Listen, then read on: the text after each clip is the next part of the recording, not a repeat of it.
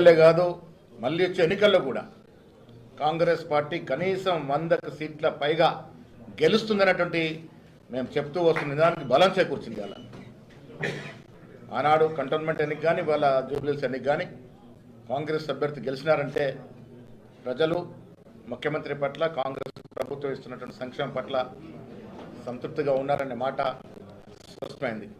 రెండో సందేశం వాళ్ళ జూబ్లీహిల్స్ ఎన్నికల్లో ప్రజలు ఇచ్చింది, బీఆర్ఎస్ పార్టీకి సెలవు చెప్పినారు. పార్లమెంట్ ఎన్నికల్లో వారికి 0 సీట్లు ఇచ్చినప్పుడే బీఆర్ఎస్ పార్టీకి రాష్ట్రంలో ఇంకా భవిష్యత్తు లేదు అన్నట్టు మాట చెప్పడం జరిగింది.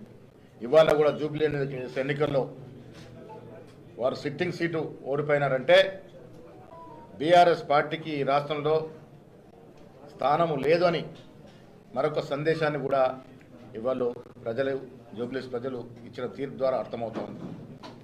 ముఖ్యమంత్రి గారు ఇటీవల చెప్పినారు, బీఆర్ఎస్ పార్టీకి గతమే కానీ భవిష్యత్తు లేదని. ఈ తీర్పు ద్వారా అది రుజువైందని చెప్పొచ్చు.